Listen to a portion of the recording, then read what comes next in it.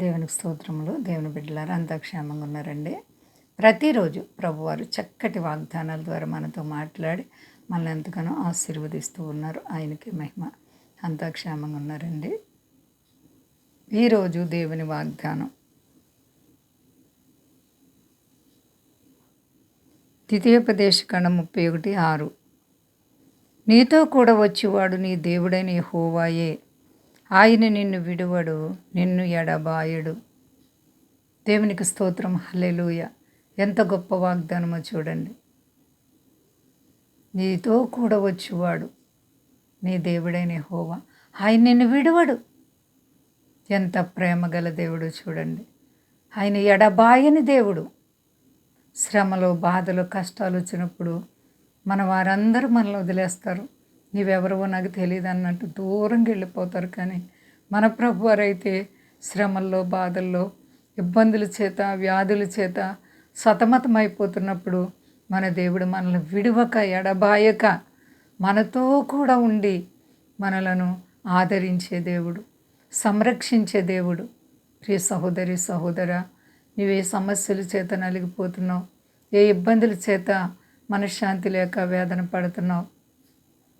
నేటి కాలంలో అనేక మంది వ్యాధుల చేత, బాధల చేత, బిడ్డలు లేక, గృహాలు లేక అనేక మంది ఆయా పరిస్థితుల చేత నలిగిపోతున్నారు. కానీ దేవుడు అంటున్నారు, నేను నీతో కూడా ఉంటాను, నీ కష్టాల నుండి ఆదుకుంటాను బిడ్డ అని.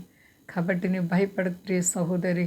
శోధనలు, బాధలు వచ్చినప్పుడు వాటి మీద మనం మనసు పెట్టక మన ప్రభువైన యేసుక్రీస్తు వారి వైపు మన హృదయాన్ని ఎత్తుకొని కన్నీటితో ప్రార్థించినప్పుడు, మోకరించినప్పుడు నీ కన్నీటి ప్రార్థన దేవుడు ఆలకించి నీకున్న ప్రతి కీడు నుంచి తప్పిస్తారు, నిన్ను హెచ్చిస్తారు. ఎలాంటి పరిస్థితులైనా దేవుడు నేను ఉన్నానని నిరూపించుకునే దేవుడు. ఎవరు భయపడకండి, అంతా క్షేమంగా ఉన్నారు కదండి. ప్రార్థించుకున్నాం.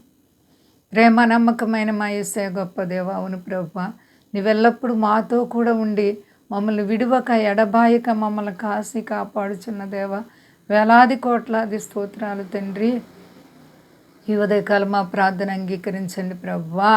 ఇదిగో తండ్రి, మా దేశాన్ని, దేశ నాయకులను కాపాడండి. ఏ బిడ్డలు ప్రభువా సమస్యలు, బాధలు, కష్టాలు, వ్యాధుల చేత సతమతమవుతూ మనశ్శాంతి లేకున్నారు, ఆ బిడ్డలకు యేసునామములో ఇప్పుడే విడుదల కలుగును గాక. అందరికీ క్షేమాన్ని ఇవ్వండి, మీ నామం గొప్ప చేసుకోండి. ప్రార్థనలు అంగీకరించి ప్రతిఫలం ఇమ్మని శక్తి కలిసేనామని అడుగుచున్నాను తండ్రి. ఆమేన్. అందరికీ వందనాలండి. మా కొరకు, పరిచర్య కొరకు అందరూ ప్రార్థించండి.